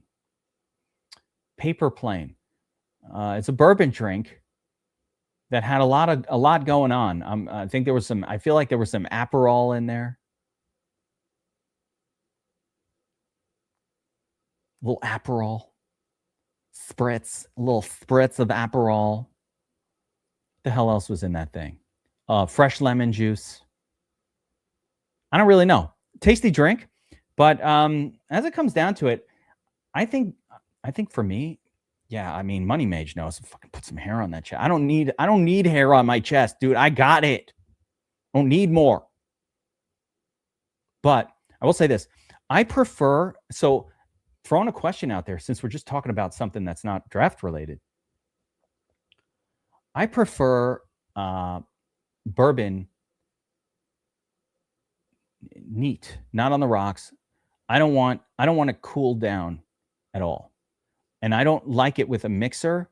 I just want it straight and warm, room temperature. I like all my liquor fucking room temperature. I don't know. Like if it's bourbon, especially. Actually, I'm not going to say all of it. I don't really like tequila. I don't have an experience with it. I don't enjoy it. But like for whiskey, scotch, bourbon, whatever it is, cognac, If I have a cognac, I got a little Courvoisier here, a little XO. I prefer it without. I don't like it on the rocks. I don't like it cooled at all. I prefer it like a room temperature. So I don't know why. So ask in the chat here, how do you take your whiskey? Take it neat on the rocks? Yeah. Yeah. That's what's up, man. I don't know why. I feel like when you make it cold, it like takes the flavor away or something. I just don't think it's better that way. I like it warm. It's like a red wine. Yeah. Terry Sarber, man. That's what's up, bro. That's what's up. I think we're on the same wavelength. All right, let's see what's going on here in this draft. Keaton Mitchell goes ahead of Jordan Mason. We start to see a little bit of interesting picks here. Delirio double tap in tight ends.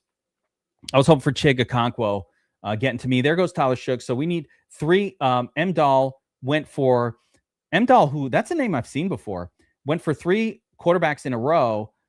And now we have no quarterbacks really left on the board. Like they're all gone.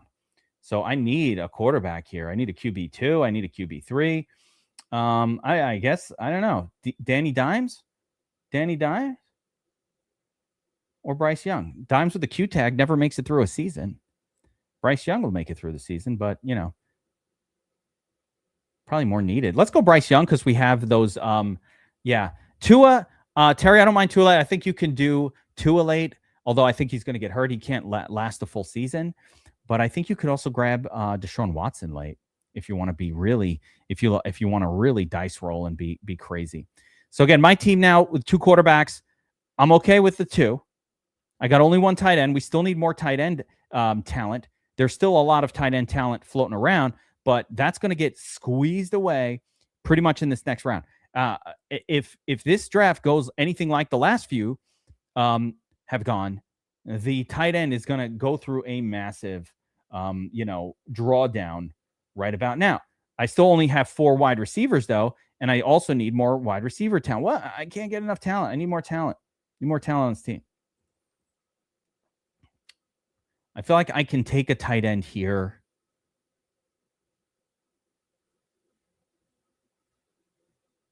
I'm going to do it. And then I'm going to take a tight end here.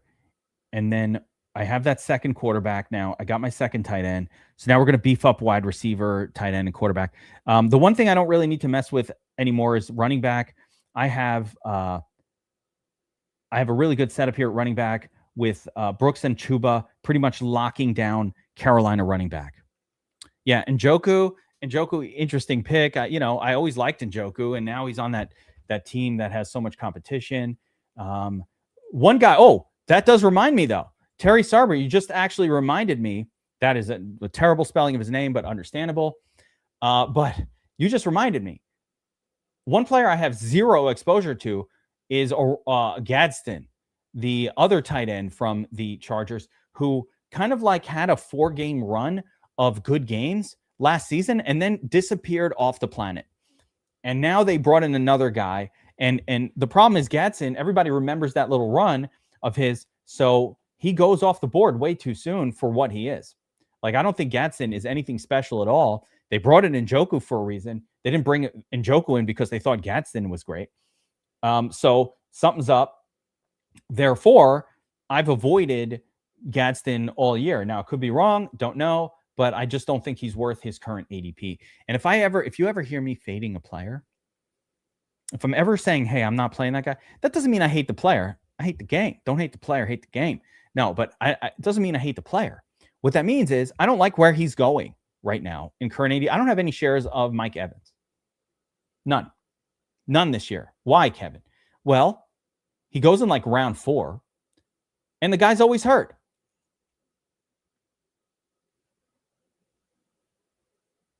That's it. Butcher's his name. Oh, yeah. Well, yeah, but is it Gadsden? Is it Njoku? And it was I think Smith went bonkers in Miami. Like even stupid ass Darren Waller had good games in Miami. So yeah. Charlie Kohler, that's the last of my fears. That guy I'm not afraid of. But interesting here to see, for example, we have our run on tight ends, like that run that always happens on tight end. I don't think it's going to be Kohler, dude. Kohler sucks. That's a blocker. By the way, if you want a reason to love Scadaboo, this is what you're not going to hear anywhere else. You want a reason to love Scadaboo as much as I love Scadaboo, and that's a lot. Or Tyrone Tracy if Scadaboo gets hurt. The Giants brought in Patrick Ricard, the captain. Jean-Luc Ricard, the captain, at fullback to smash the way open for Scadaboo. Like, Ricard is like the rare fullback that still exists in the NFL because that guy's such a masher. Patrick Ricard. So don't give me this no Scadaboo stuff. Giants fucking brought in the masher. He's like a Kyle Juszczyk level masher. To help Scadaboo get off the he was on a different team. I can remember we remember him from showdowns over the last few years. Like, we remember him from showdowns, right? That's where Patrick Ricard. Every once in a while he'd like smash a touchdown in on a single game showdown, and we're like, who's that guy? Oh yeah, the tight end. Patrick Ricard. I can never forget his name because, like, the whole Star Trek combination thing. I'm still a nerd who loves Star Trek. Not new Star Trek. Hate everything they've done in pretty much the past 25 years. But old Star Trek with Captain Picard makes me happy to think about it. All right, we are getting there, right? Got to throw my rankings up. This is the part of the draft where I start to ignore ADP a little bit, and I want to get my guys. I still need a tight end. It is thinning out at tight end here. We only got 2, but we only have 4 wide receivers, and I think it's more important for me at this point to grab some of my guys at wide receiver as well. So I'm going to grab me some Adonai Mitchell and see what goes on. If you look at my rankings, my rankings, I got Stribling here. We got Trey Harris, who I think is a good play on the Chargers. Zachariah Branch is coming up here. We're at pick 170. So that's like the Zachariah Branch spot as well. But here I'm going to grab. Did I get my quarterback 3? No. So this is the spot. I'm going to take Jacoby Brissett, the brisket, to round out my quarterback group. Yeah, the bye week is fine. So we are good. Will Brissett still be, will he even be starting this year? I think yes. Will he still be starting for his team? I think probably.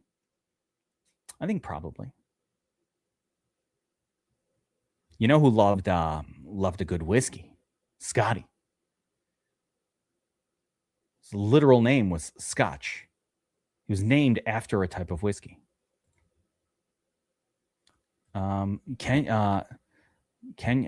Coleman, man, can he resurrect?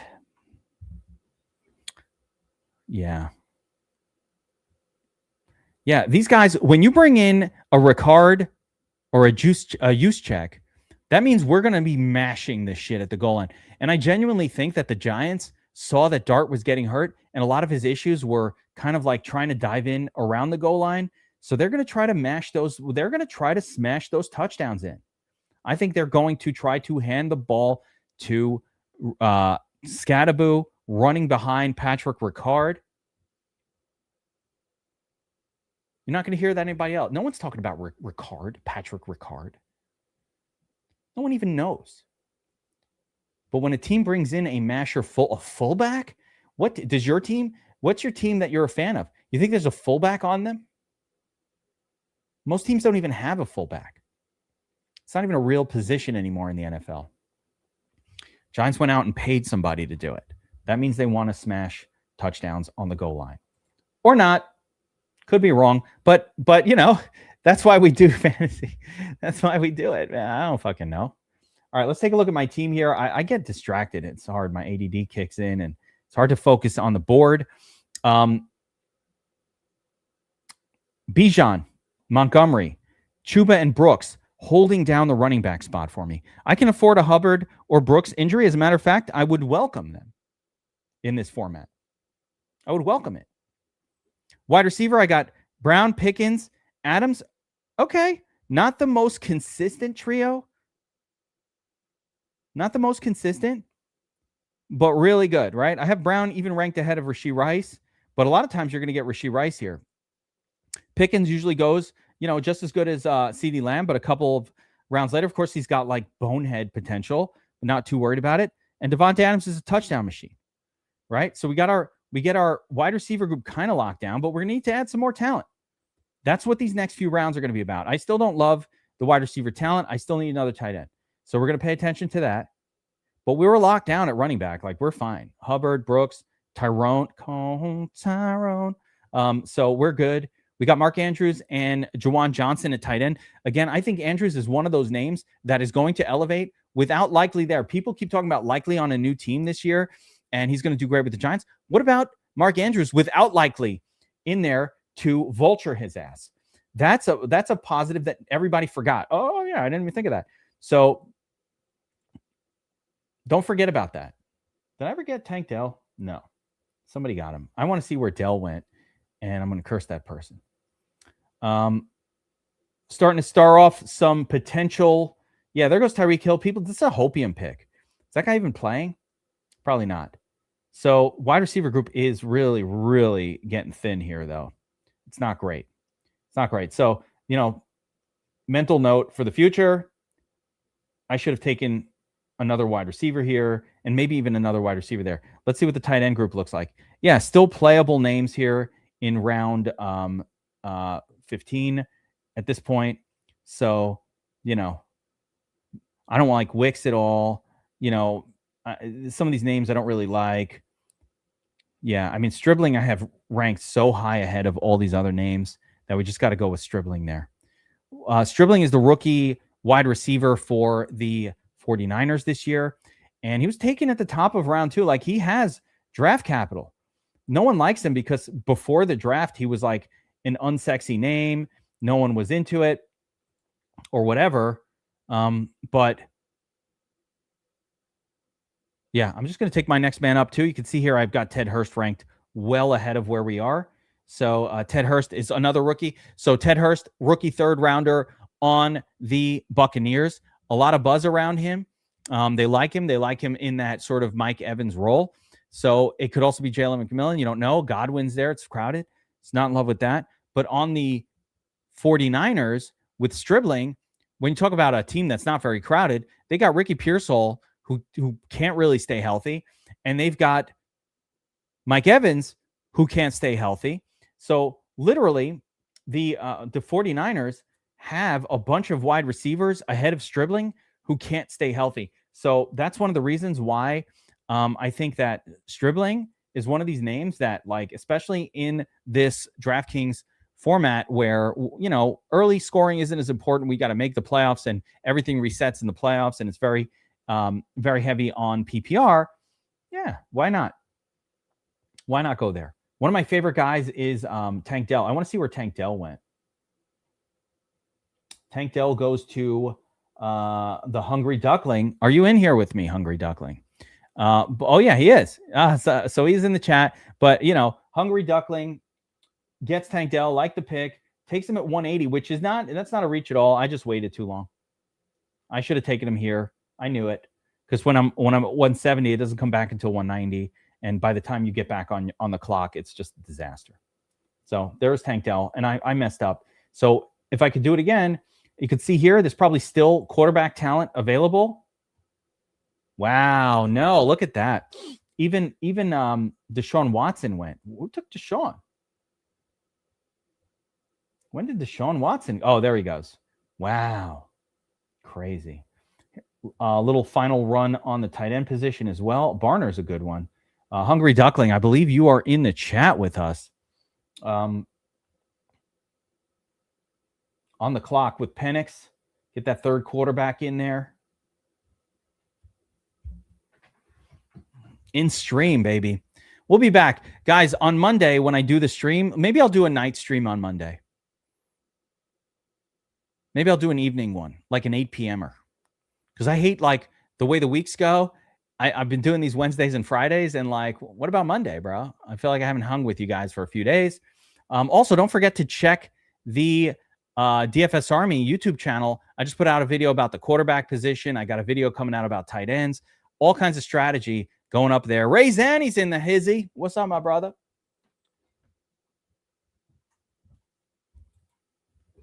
Hanging out. Let's go. Bring a friend. Ray said, don't do your evening stream on Wednesdays. That's dart night. And it's not Jackson dart night. It's dart tournament night. And I get it. I wouldn't interfere with that. I wouldn't interfere with that at all. It's dart night. It's Jackson Dart! You chose Jackson Dart!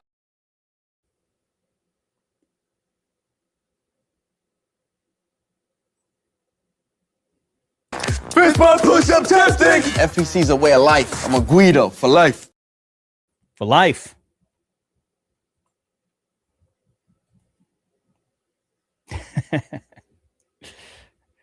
No Wednesday. We're going to do Monday. We'll do Monday night gummies. We'll do Monday night gummies and drafting. Or whiskey and drafting. Something. We need a secondary thing. You know what I mean? You got to have like that secondary pull. What else can we do? Manny Wilson. I'm not sure that's a good pick this year. Washington, backup running back. How about Malachi Fields? I need more wide receiver talent on this team. Oh, what? How?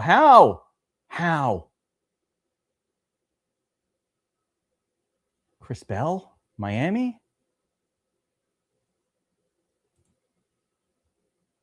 I mean, that was my next best ranked guy. I didn't really even go through the rankings this deep, if I'm keeping it real, because I haven't had to. Let's go Njoku in honor of the Njoku conversation we had, Money Match. Whiskey Wednesday. I can't leave Ray Zanny out of Whiskey Night. Can't be Wednesday. Weed Wednesday. Weed every day, bro. Why? I'm not limiting it to Wednesday. What am I doing Monday, Tuesday, Thursday, Friday, Saturday, and Sunday? Weed weekly. Not Wednesday. I'm not giving up other days. I can do that shit every day.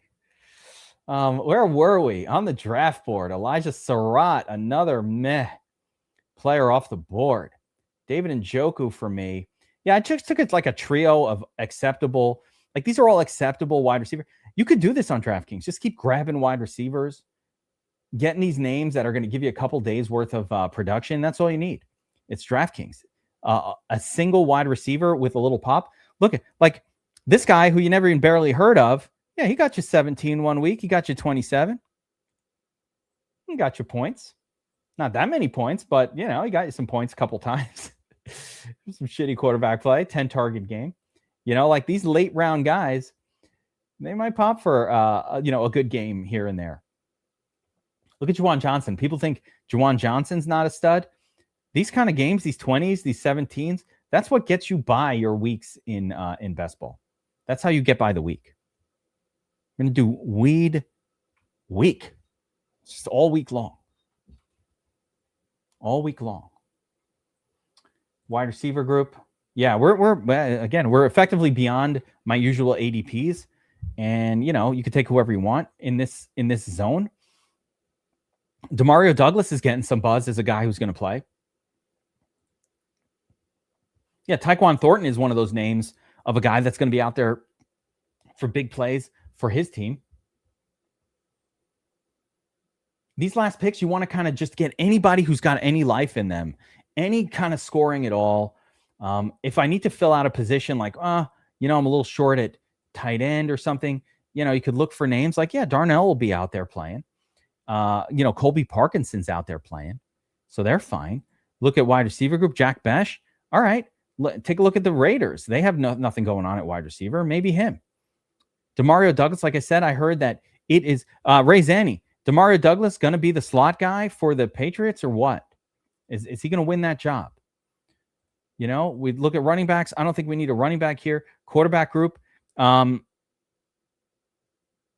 There's nothing here, right? Nothing. These guys aren't going to play. Running back group again. I don't mind DJ Giddens, LaQuinta Allen, a couple of these names that will play. Jalen Wright. Sure, why not? No one's taking Jalen Wright. He could end up replacing an injured Achane. You know, Achane's going to injure himself this year. Guys, I'm just letting you know. I'm warning you now. Bookmark this for a second. Bookmark this moment. Okay? Achane's getting hurt this year. Well, Geek, you can't predict it. Listen. The fucking Miami Dolphins are going to be misery to play for. They're going to be losing games. They're going to be a terrible team. And you know what happens when like everything's going bad? Everything goes bad. And a player gets hurt a little bit and he's like, dude, I don't want to waste. I'm not risking this body when we're 0-9 and I'm playing running back. Yeah. Ray, this is the this is the thing. I can't do. You know what? If I'm doing night streams though, you will see a different version of me. I do not do any sort of like let's call it performance enhancing situations during the day. I'm not into it daytime, right? So I don't do it. But like, hey, if it's nighttime, I don't have to have a lot of conversing with my kids anymore. And like the day is over and we're, all that. It's gummy night. I'm going Demario Douglas based on the information I'm hearing that Demario Douglas, Pop Douglas, so they say, will be the slot wide receiver for his team. Guys, quick overview of the draft I just did. We're an hour and 50 minutes into Draftapalooza. Make sure you've liked it, you've subscribed it, all that stuff. Reminder that if you're planning on at any point becoming a DFS Army subscriber, especially for football, listen, just do the football seasonal. We're about to effectively the promotion is the same. I'm about to do it for America's 250, but that Best Ball 2026, if you do the yearly NFL subscription, it covers our DFS product, which is what we do best here. The Best Ball, improving. You'll get a full year of DFS Army, NFL, Best Ball, all that. I think the price after the 20% off is something like $250. I should know this. I don't know it for sure, but I think it's $250. And if you think about that, over the course of a year, a 12-month package of DFS Army, a 12-month package for $250 means you're paying like $2 or $3 a month. It's super cheap. It's like 1 cup of coffee at Starbucks or 2 coffees a month to get the full DFS Army subscription, all of my stuff, be in the Discord with us. I'm giving investment advice too. Dude, my goal is for people around me to make money and be successful. So when you're in the Discord, you'll see we got on some good stocks at the right times. We bought some Micron at $300. We bought some Palantir when it was $15. We bought some AMD. Like, I don't do too much with that, but I have a lot of advice as well. So you get to be part of our crew. Go to dfsarmy.com, promo code bestball2026, 20% off any of our subs. And I suggest the full season of NFL, not because it's better for us. I prefer people doing weekly or monthly. Certainly we make more. I don't want more of your money. I just want to be able to pay my staff and deliver an awesome product for you guys. So $12 a month. It's really, is that what it comes out? No, like $20 a month. Two cups of coffee per month for a full year of DFS Army, NFL, VIP. We also cover all the other football sports with that subscription. All right. Draft review. I kind of went over it a little bit, but we started with Bijan. And guys, when you start with a super stud like Bijan at running back, at that point you can like, okay, I got RB1 held down. I got RB1 held. Am I still arbing? Yeah, I'm still arbing for sure. I'm still using Sharp app. Sharp has now launched a whole new suite of tools. So Sharp is now, we kind of AI'd up Sharp and the way we're releasing tools. It's unbelievable. So we got prediction market tools. I'm trading on the prediction markets primarily. The fuckers at the sports books do not want you making money on their books. And anybody who does anything that can produce profits and beat the sports book, your accounts get limited. My accounts got limited on DraftKings and FanDuel a little bit, not fully, but enough that I was like, all right, that sucks. And so a lot of what I'm doing, I'm still doing arbing, but you got to mix in regular bets and quite a few of them. So you kind of do the arbs as a bonus. Like you look at arbitrage as like not a way, if you do it in a way that just takes back money that you've been losing on your other bets, it just becomes a way to balance your account and cause your sports betting hobby to not be a degenerate hobby. Like you're actually winning money. You always win when you arb. So of course, check out Sharp app for that. But we're also launching an amazing suite of tools for the prediction markets, because the prediction markets do not care if you're making money. They will let you take money. And we have the EV tool that we just launched. We've got a whale tracker. Basically, now we're tracking on the prediction markets people who are really good at betting on sports and just saying, hey, this guy's up 200,000 this month, literally betting soccer games. Here's what he's betting right now. So a lot of cool features on the Sharp app if you want to check that out as well, guys. Strongly recommend it if you're going to bet on sports. You want to bet with an advantage. And again, be aware, I literally had a conversation with Matt Kalish on Twitter, and it's public and available for all you guys to see, where he openly tells me, if you are winning on the sportsbook, the sportsbook, you are not for us. We are going to limit how much you can play.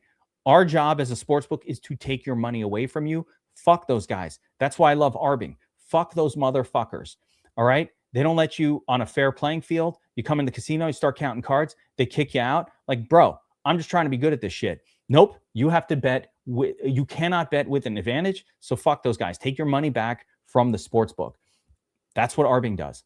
It's best for someone who's lost money, because you're going to be able to take all your money back from those bastards before they catch on that you're betting with an advantage. And then as soon as they do, fuck them. Move over to the prediction markets, where their motivation isn't designed for you to lose money. The prediction market doesn't care if you win or lose. It is a level playing field where the sports book is only there to take your money. Fuck those guys, right? I'm saying it openly here on stream.